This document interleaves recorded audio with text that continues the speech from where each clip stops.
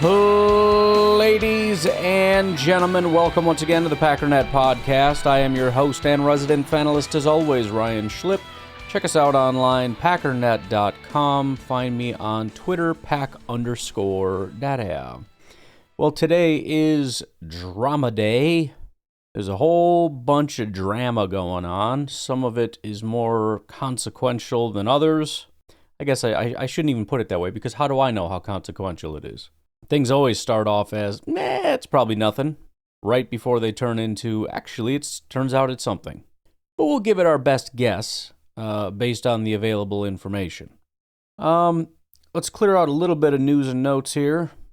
Pretty cool announcement. Apparently, over at Bussin' with the Boys, I don't watch Bussin' with the Boys, but Clay Matthews is going to be signing with them. He's going to be on The Locker Room. I don't know if that's a specific show or if that's just a different name of the show. I have no idea. I don't know. But Clay Matthews is going to be on there, which I think is pretty cool anytime we get a chance, especially for guys like Clay who are pretty quiet. In fact, I think most Packers kind of, like, they're very, as much as he feels like a real loud and crazy kind of guy, he pretty much just went about his business and went out to California and, like, I'm just going to go live my life and be quiet, and that's about it. So it's kind of cool to be able to hear from the guy a little bit, you know. I've already heard a couple different stories from him while being on the show. I'm sure we'll hear plenty more. We got Aaron Rodgers and A.J. Hawk over on Pat McAfee's show, although Rodgers is not obviously a full-time signed person and probably won't be, but still, you get access to that. A.J. Hawk might be the most boring person in the world, but they keep him around, so I guess I can appreciate that. But still, it's enjoyable. We also did have Josh Jacobs on there a little while ago. I've had that in the chamber for quite some time. We're not going to do that today, but we'll see when time permits. We'll get into that. And then one of the two biggest sources of drama has come not from where you'd probably expect. The two big ones are Jaden Reed, Elton, Jenkins. But one of the biggest things I've seen blow up on social media is actually this. There's almost no accounts over on X that I haven't seen comment on this. And so while I generally agree with the sentiments of people, I'm kind of surprised by how hated this idea is. It's a bad idea, and even worse, logic and reasoning behind the idea. But let me play that for you real quick. I would like right now to pitch what I believe might be the highest rated show in the history of sports television. Here it is, a TV special where the NFL announces its draft order live. Okay. I'm going to be interjecting a few times because, again, some of the reasoning here is quite awful. So the idea here, and obviously the reasoning is going to shift and be different things here and there. It's not very coherent. But the big pitch here right now, anyways, is that it's for ratings, because a lot of people would watch the lottery. Of course they would. That's true. We could also have a show where once a year, one player from every team is randomly selected and is banned from the NFL. That would have shockingly high ratings. It's also a really terrible idea. I also saw this posted by Warren Sharp, which kind of goes without saying, but good Lord, I had no idea that it was to this extent. Warren Sharp posted, yes, the NFL needs to be more like the NBA and have a draft lottery to help increase viewership. And then he posted a graphic showing most watched sports leagues, average U.S. viewership per game, NFL 9.2 million. The next highest is the NBA at 711,000. Then the NHL at 398,000. Then baseball, 378. Then soccer, 133. First of all, I had no idea how big of a lead the NFL had. I knew it was the biggest. I kind of thought baseball, basketball would be somewhere next. I had no idea that the NFL was more than 10 times the viewership of the next highest.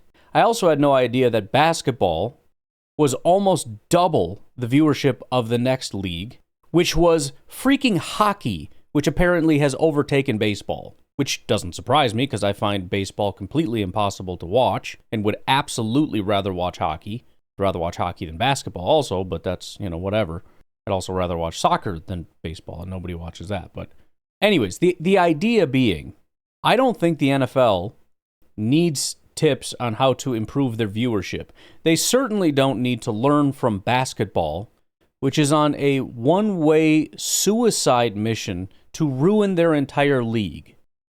This is, of course, being reported not from me. I have no idea. I don't watch it. From people that love basketball. The only time I ever hear anything about basketball, it's people complaining about how bad basketball is. It's basketball people complaining about how bad basketball is. So yeah, I'm sure the draft lottery, the NFL draft lottery, would get a lot of viewership. Again, so would a show where we just lined up football players and shot them. A lot of people tune in to find out if their favorite players would be back next year or if they'd be dead. But please continue. Imagine that. Or even better, you don't have to imagine it. The NBA just did it this week, and they've done it every year since 1985. Yeah, and nobody watches, so. Football needs a draft lottery. It would be great for the league. It would be great for the fans. Okay, those are assertions. Literally everyone would watch it. Imagine the 18 teams that missed the playoffs and all of the fans gathered around televisions waiting for the ping pong balls to do their thing and the envelopes to be opened, and Arch Manning is playing the role of Cooper Flagg. The ratings would be ridiculous. But that's not the reason to do it. I agree. That is not a good reason to do it. The thing about the lottery is it's a good idea. Tanking is a scourge. It is the worst thing in sports. Okay, tanking is not the worst thing in sports. It's a rare occurrence, but people have died in sports. I think there are a lot of immoral and unethical things that have probably taken place that are, because again, we're not talking about inside the scope of the game, because tanking would be something that you're doing outside of the scope of the game. You know what I mean? Like, it's not within the rules. So if we extend it out to things that are out, there's a lot of horrible things that are done by teams, by players. I mean, did you see the Washington Commanders or Redskins or football team? Did you see all those scandals? So that is a gross exaggeration, which is usually done by people who don't actually have a very good point to make. But here's the next thing. You're going to have to explain to me why I should believe that the NFL has a tanking problem. That's what I need from you. Not to lie to me about how unbelievably evil tanking is and just massively exaggerating it. Losing should never be incentivized. The NFL has always strived for parity. It's a great idea. Yeah. It has served them well. But the trouble is, as their season has gotten longer, the bottom is starting to fall out of that a little. Last year, 10 teams won less than 30% of their games. That was the most ever. Okay. 6 of those teams won less than 25%. That's the most since 1926. Teams are throwing in the Okay, so here's the problem. Last year was an anomaly. Last year was not the first year that we had an extra game, but it was an anomaly. I just talked about this recently. I think it was last night or 2 nights ago or whatever. The haves and the have-nots, right? The teams that won so many games, Vikings, Lions, Eagles, whatever, and then there were a handful of teams that lost a ton of games. But you can't just state that and then say, because they were tanking. Here's what you actually have to do. You have to show me the top 5 teams, and convince me that those teams probably should have been drafting around 16, 17, 18. Does anybody actually believe that? You're going to sit here right now and tell me that Tennessee, Jacksonville, the Giants, the Patriots, and the Browns were actually borderline playoff teams that tanked and are therefore stealing all the talent.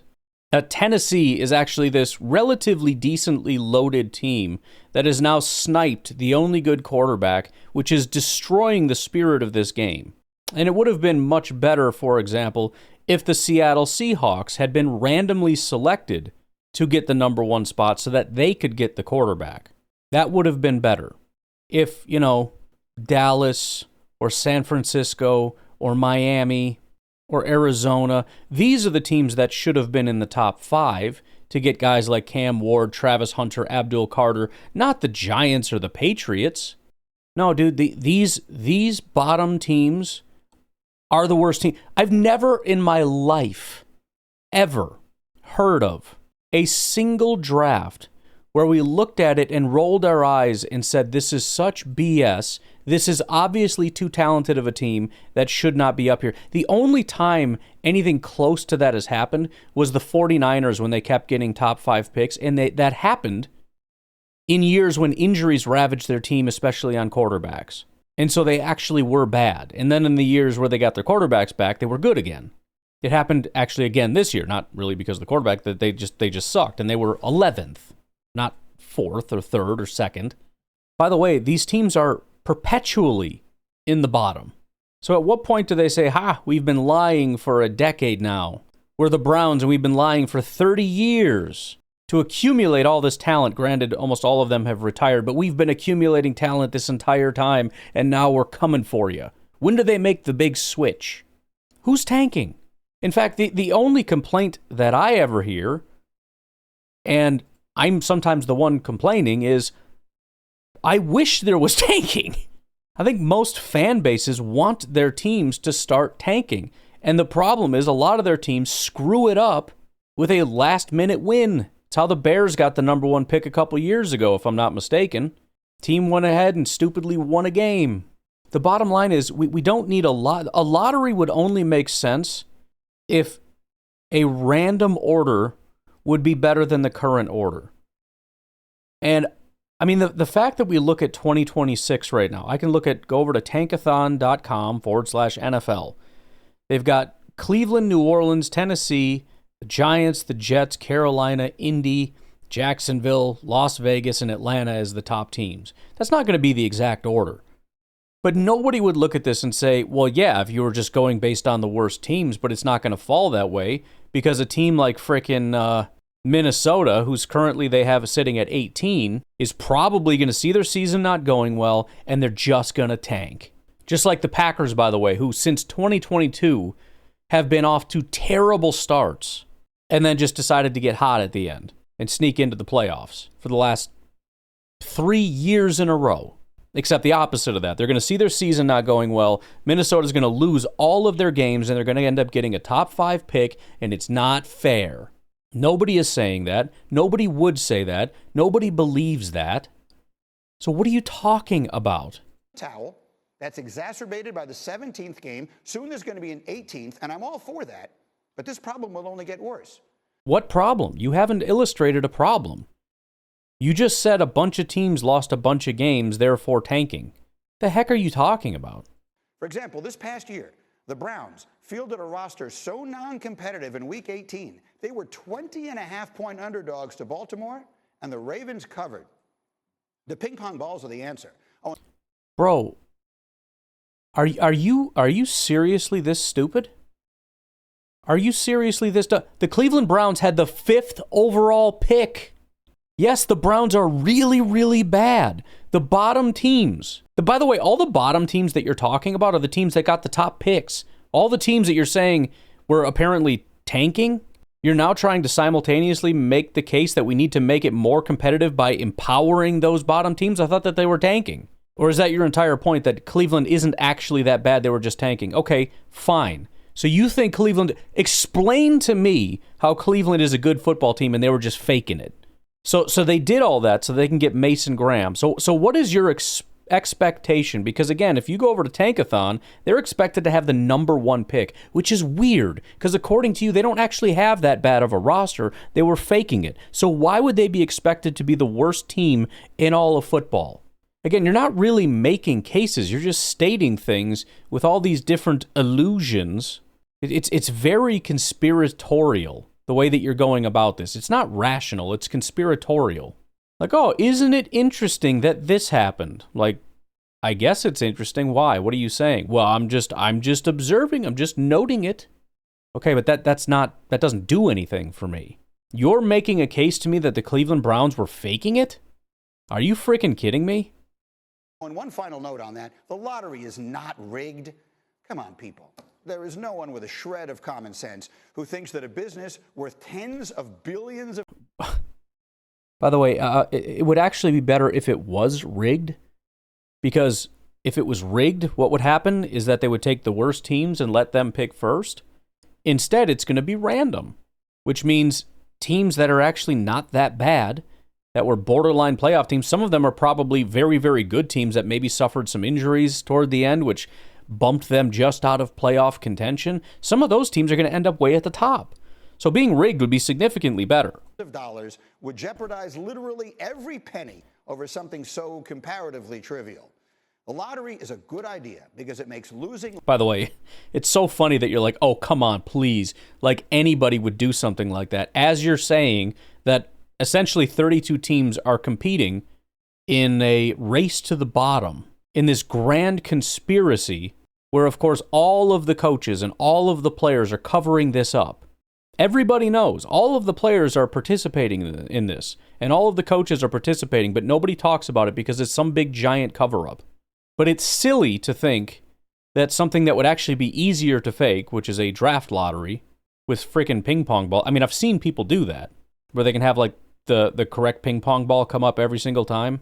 It's not that hard. I mean, go talk to a magician. Be like, hey, how do I do a magic trick where I have like the ping pong balls that I want to come up? Actually, it was an episode of Monk. I forgot how they did it, but there was a certain thing. But bottom line, like they came up with something. They're like, okay, this is how you do it. It would not be all that difficult, and you wouldn't need thousands of people participating in it and keeping it quiet. I could pretty much single-handedly do it as the commissioner. I could just be like, look, I want to be in charge of all this to make sure, you guys check all this, that, and the other, and I'm going to double check, and then I, get my magician friend to tell me how to do it, so him and I would have to keep it quiet. Or we could just continue on with the conspiracy theory and say that I had him assassinated or something after he told me the trick. And then I faked all. Or we can just pick the worst teams. But tanking. Okay, there's no tanking. There's no evidence of tanking. I've never heard anyone even accuse anyone. The only thing people get upset about isn't tanking. It's the fact that their teams don't tank. Less valuable, and it makes for pretty terrific drama as well. It is the best idea that basketball has had in a long time, and it would... Really? Basketball has been in a downward death spiral for quite a while now. Be, if you will excuse a mixed metaphor, a slam dunk for football as well. Okay. Again, you made no case for the fact that there is any tanking. If there was tanking, you could argue that, but again, just look at the draft order and tell me random would be better than this. And 0 people would believe that. 0. Maybe some people that are lying, for whatever reason, their teams are always picking at about 17, which I understand. There are teams that get stuck in that, and it gets very annoying. And it's like, I'd love to have an opportunity, but that's the point. It's people that want an opportunity to have the number one pick. It could be like Packers fans, although we usually end up in the playoffs almost every year. But I mean, if we miss, we're always picking at 12 or 13. I want an opportunity to pick at 1, right? But that's not the point. The point is, leaving your fandom aside, is this a good idea for parody? No, it's a terrible idea for parody. Apparently, Adam Schefter came out and said NFL draft lottery would be a home run. So now we've got slam dunk and home run. I can see why you guys like this so much. You apparently are fans of terrible sports. By the way, there's this. I don't even know when this clip is from, but somebody pulled this. I don't know if it's the same day or what, but I thought this was interesting. Here's Mike Greenbaum talking again about how much he loves this. I don't know if like the commissioner of the NBA is paying him extra to get him to hype up how much better the NBA is at doing stuff or what, but it's so weird he's on this freaking warpath. I find this hilarious. The Utah Jazz got the 5th pick last night. That means that the team with the worst record has now not selected first overall in 7 straight seasons, coinciding with the start of the new lottery format. So when Adam Silver changed... Okay, I'm sorry. Why is that good? You understand how terrible that is? Changed around, tweaked a few things there. Uh-huh. He did it, and he came on the show and talked about it because he recognizes, as should every friend of the show, right? Sports fan, tanking is a scourge. Again, he's just doing this thing where he says, here he described a thing that sounds terrible. The team with and again, they already have a lottery, so there should be no tanking, right? So all we have are teams that are terrible, that need help, we need parity, and there is none because of the lottery system. So that's the worst part, is that even if you're addressing a problem, you can't fix the problem with this solution.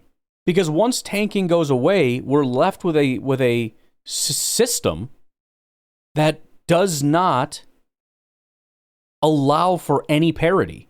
You just said the worst team, braggingly so, has not had the number one pick. Tanking is a and then you move on to the tanking thing. Tanking is a scourge. It's a scourge. Yeah, I've heard you say that, right? I mean, it's my understanding that it was more of a thing in the NBA, and maybe because Mike Greenbaum is more of a multi-sport kind of person, he's not an NFL guy. He genuinely believes that tanking is just a thing that happens across all leagues.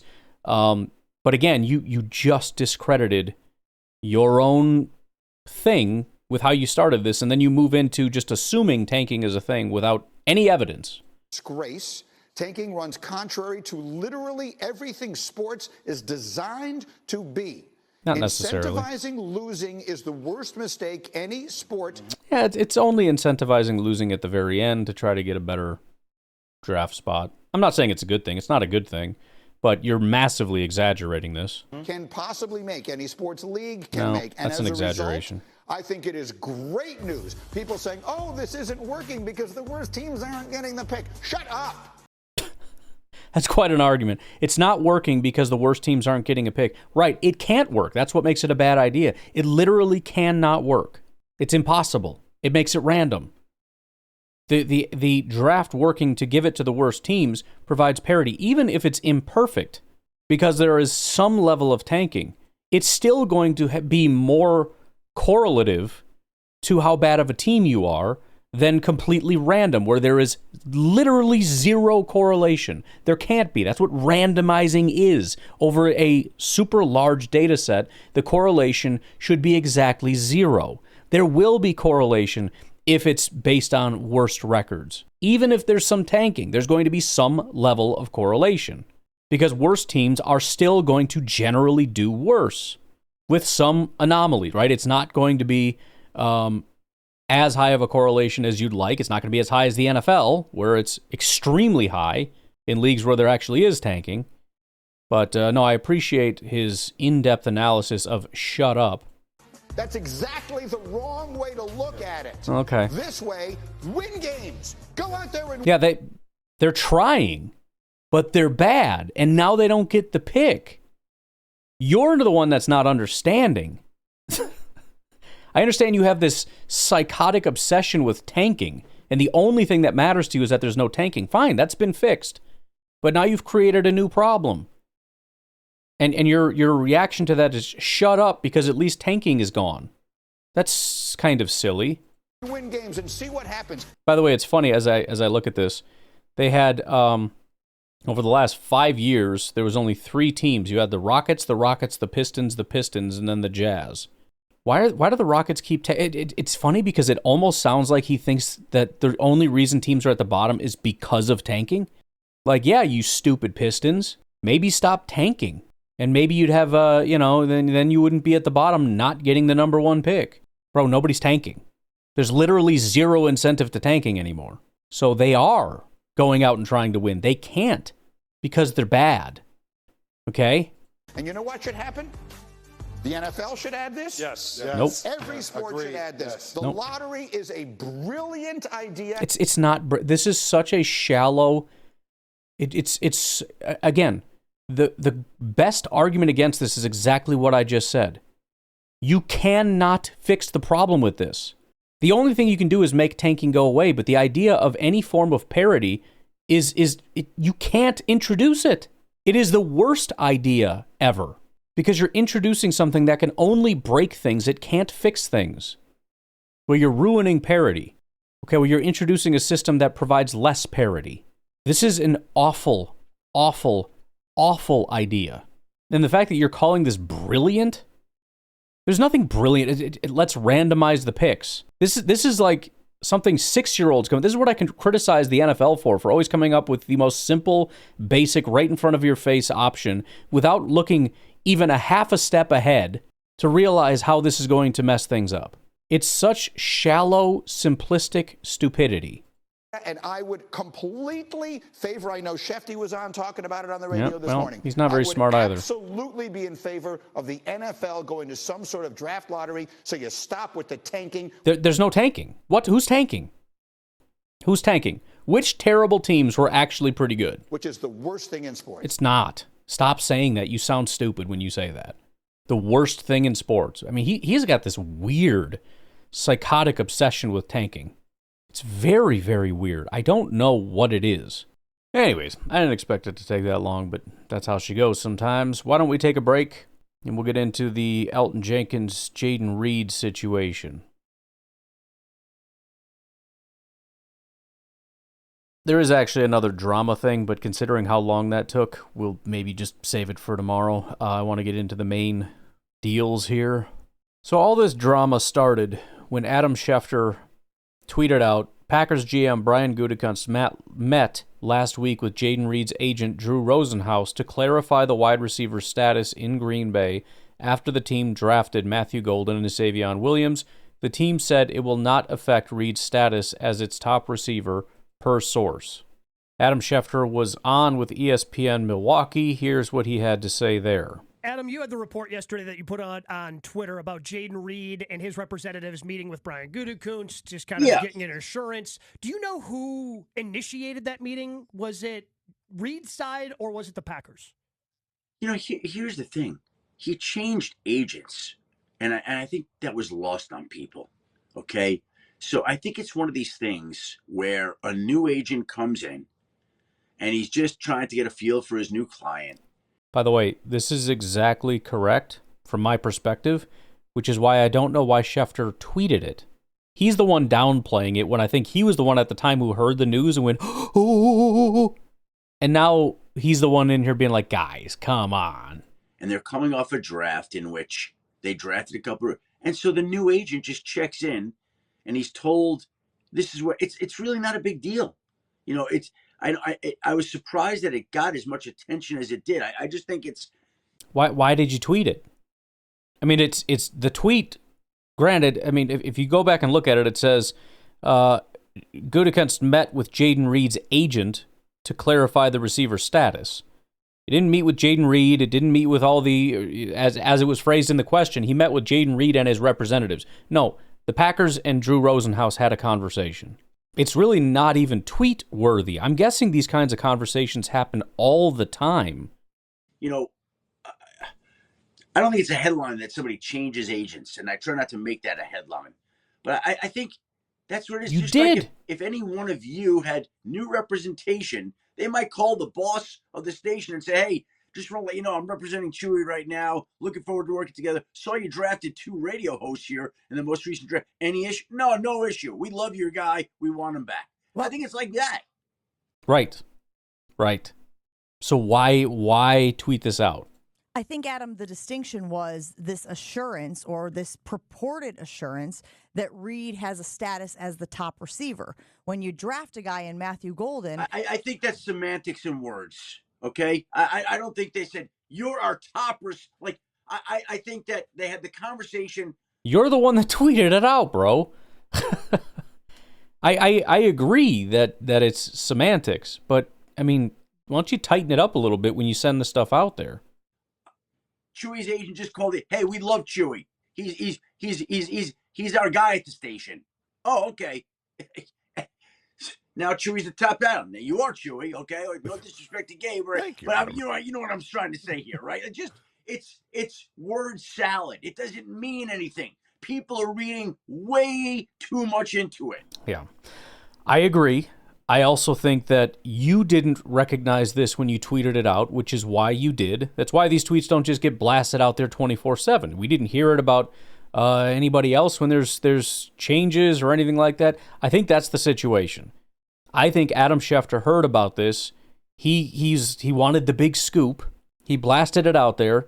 He got more of the details. He's probably been getting hammered about this, like, bro, why are you making this such a big deal, whatever. And now he's going back doing the media tours, perhaps even on behalf of the Packers or whoever else was upset about him tweeting that out. coming on local Milwaukee radio and telling everybody to calm down. Now, some people think that it's they're telling him to do this to back off, but listen, it's, again, like everything else, it's not impossible that there are very serious problems with Jaden Reed, and he's very, very, very upset. That is possible.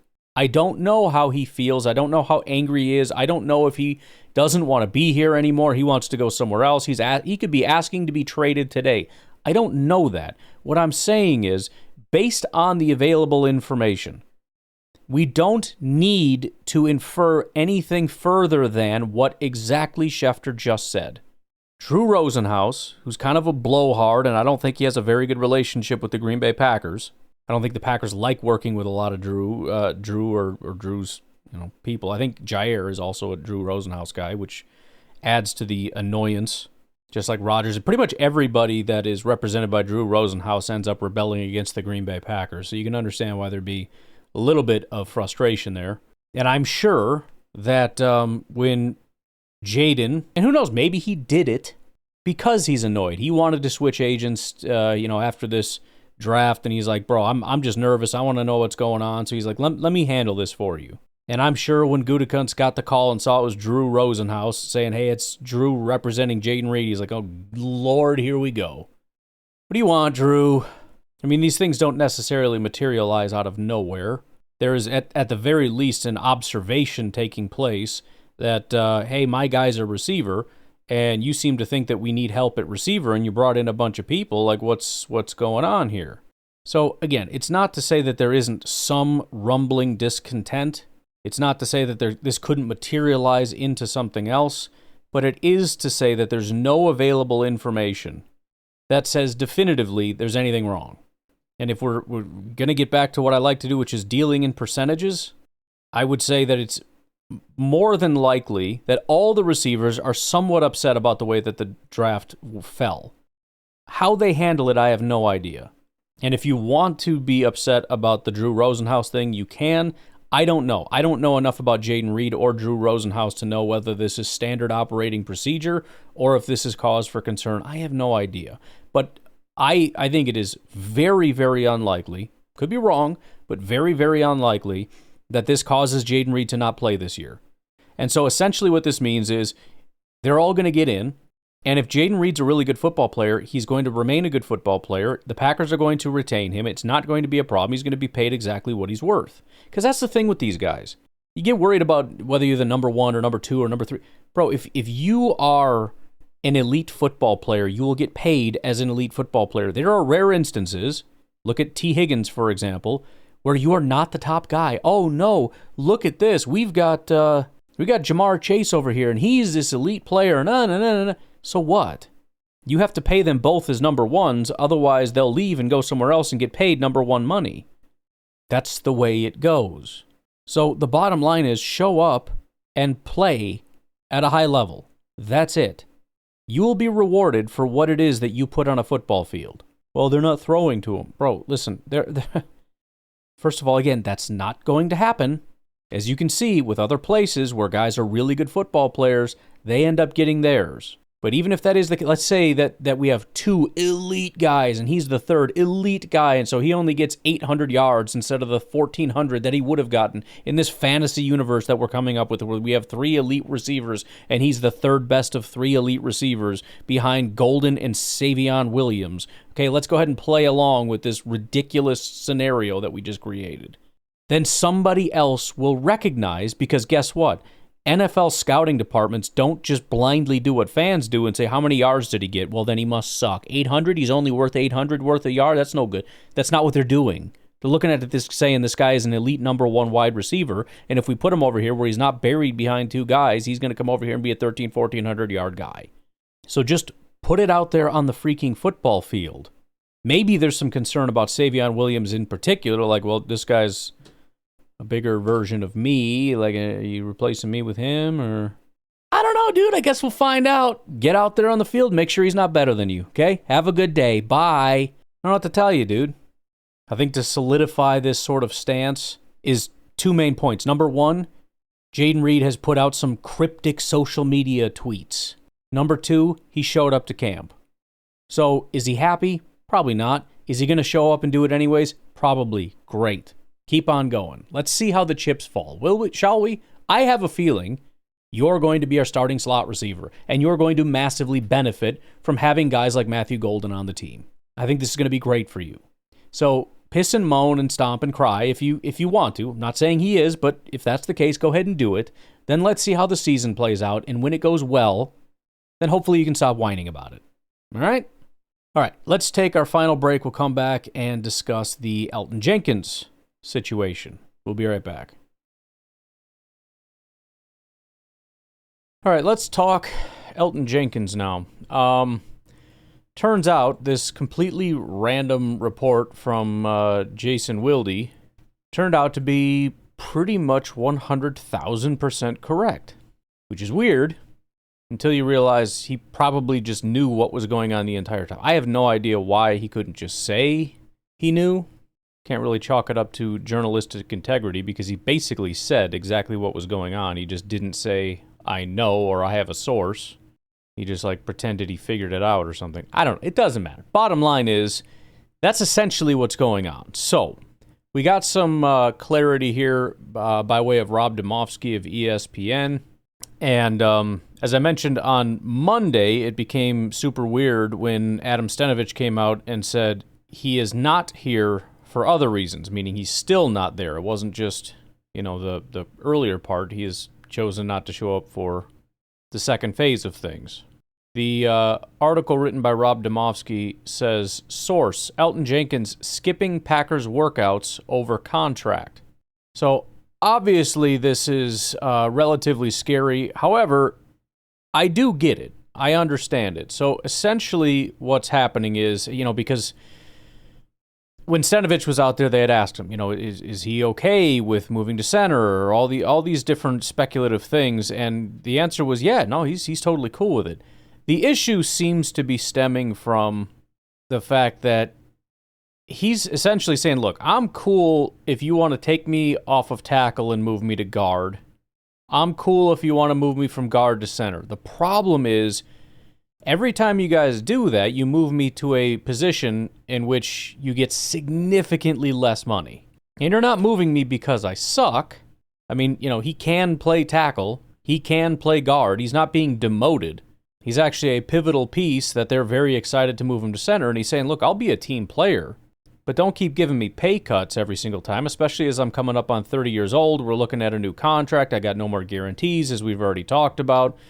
I'm 100% cool being a team player, but I need some level of security because I don't even think it's necessarily a long-term security thing because, again, with that third contract, I would think that the Packers are very much looking forward to him being the center moving forward. Now, obviously, you have to take his age into account, being 30 or coming up on 30, whatever the situation is, and realize that there may only be 2 to 3 more years where he's viable at the position, or could be 8 or 9, who knows. But the point is, they're not trying to replace him right this minute, and there's no problem getting a third contract. He just doesn't want to get some garbage center contract and be like, well, this is what centers get.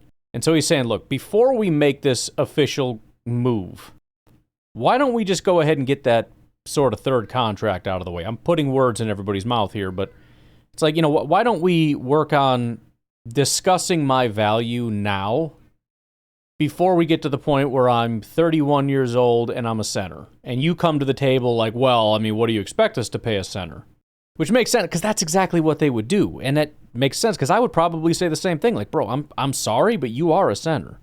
So being that I am a really highly paid guard right now, with the, when I got moved to guard, essentially, and this is where I was surprised at how cheap we got him, because he was essentially a tackle, and we paid him, not very much money, and then we moved him to guard, and it's like, okay, well, actually, he's paid a lot for a guard, but that was kind of the point. He was kind of like a guard-tackle hybrid, and he kind of got paid, really high guard money, pretty low tackle money, but on the off chance that he gets moved back to tackle, we still value you as such, whatever. So, I mean, I think it's a completely reasonable thing to say, look, I'm on board, I'm ready to rock and roll, I'm ready to be your long-term center of the future, but I don't want this to be 2 years down the road when, my contract runs out and you're saying, okay, let's give you top of market center money, and it's like, okay, but that's bull crap guard money. Read a little paragraph from this here. The problem, however, is that centers typically make far less than the highest paid guards or tackles, so Jenkins' concerns are tied to future earnings, which could be significantly lower as a center. He's under contract through the 2026 season and is scheduled to make $12.8 million this season and $20 million in 2026 when he'll be 30 years old. He says the Packers almost never adjust contracts with more than 1 year remaining. Perhaps a compromise would be to guarantee some of the remainder of the $32.8 million remaining on the deal. The only thing guaranteed was his initial signing bonus of $24 million. The move to center came about after the Packers signed Aaron Banks. Since then, the Packers have maintained Jenkins was fine with moving to center, something Stenovich said, blah, blah, blah. So I don't really see a reason why this won't get done. I think it's just going to come down to the fact that on some level, the Packers are going to look at it and say, yeah, but you are a center, you know? I don't know how much guarantee, how much assurance you actually want, but at the end of the day, you know, as this said, next year you will be a 30-year-old center. So we're on board with the idea that, yes, you know, we are not saying you're less valuable now. We need you now as much as ever, if not more than ever, to hold down that center position and help us elevate this offensive line. But we also can't just necessarily ignore the fact that you're a 30-year-old center. So there has to be some level of compromise. Also, we can't do a super long-term deal because, you know, again, it is what it is. So, you know, I don't know why. Well, I don't know. Without really contemplating, I'll let Russ Ball do the cap wizardry. But it sounds like that's the deal. And again, I don't, you know, there's a lot of, and I understand it because there's a lot of drama going on with Jair and Reed and Elton Jenkins and all that. But there's a lot of talk about, boy, this is sure a group of whiny crybabies or whatever. And I think this makes sense, especially considering now you have a massive amount of leverage. The Packers have put themselves in a position, and I know it's not technically true. Like, we do have options. We could move Zach Tom to center. It's like, yeah, but come on. Come on now, really? We're not doing that. We're absolutely not going to hinge all of our hopes and dreams that have been built on Elton Jenkins moving to center on Jacob Monk with no depth. Like, this guy that's never proven anything in his life, that's a late-round pick, and is the only remaining center on the team. No, it's Elton Jenkins. He has all the leverage in the world. He understands the situation, and I think he has a reasonable ask. I don't know exactly what he's asking for, but in general, in spirit, I think it's a pretty reasonable ask. And again, okay, what about Jaden Reed? Look, I don't think any of the wide receivers are super jacked about the situation. Romeo Doubs is already pretty bummed out. Christian especially has every reason to be upset. He hasn't demonstrated anything, but the poor frickin' guy has been a great player, has been decimated by injuries, and is now in a position where he almost has no opportunity to prove his value to the team. Jaden Reed has the least to be upset about. I mean, he, as far as I can tell, he's absolutely a part of this team, but he hired kind of a friggin' jag-off agent who wants to push his weight around. So he picks the one guy whose security is not in doubt in Green Bay to be like, are you threatening my client here? No, dude. He's threatening Jaden Reed, okay? We love Jaden Reed. He's a big part of our offense. Don't worry about it.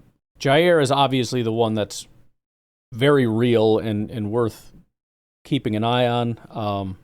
Jason Wilde, which I didn't even know he did any writing stuff, but he had put together an article here that has all the Jaden Reed and Elton Jenkins stuff. There's also a little note, which I didn't even think to, I would have completely missed it. I was just in here for the Reed and Elton stuff.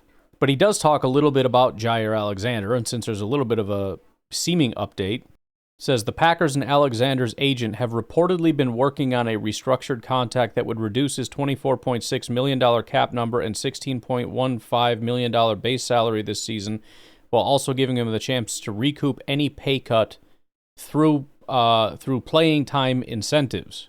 So I knew that they were working on stuff, and you know there was little dribs and drabs about like, well, they'll maybe try to reconcile some stuff or whatever. But I love the specificity because it makes it feel very real. It's not like, oh yeah, I heard they're working on it. It's like, here's specifically what they're trying to get done. Now, again, I don't think players like incentive-based contracts, but I also think there needs to be some level of understanding nobody's going to pay you the money you want, and the only way you earn that money is through incentives. So that should be something that he'd be willing to sign on to. It's not just arbitrary, like, what if we just didn't pay you if you suck, and it's, one of the top players in football or something. This is a guy that's always hurt, and nobody's willing to pay him any more than X. So if you want more than that, it has to be through incentives. And incentives, by the way, don't just go one way. It's not like I'm going to pay you the full value of what you're worth, and then you can add additional incentives on top of that. No, the incentives also go down. We're going to pay you less than that because incentives kind of need to be a two-way street a little bit. So, we'll see, man. There's a lot that needs to be worked through here. I would have hoped that these things wouldn't be dragging like this. I think the Packers historically have done a pretty good job of keeping a lot of this stuff out of the media by us never finding out about it because it never gets to this point. I'm sure they've known about the Elton Jenkins situation for a while, and I'm not sure why things are dragging, but we're starting to hear more and more about these things, and I don't know if players are being more unreasonable or if the Packers are just not quite getting things done.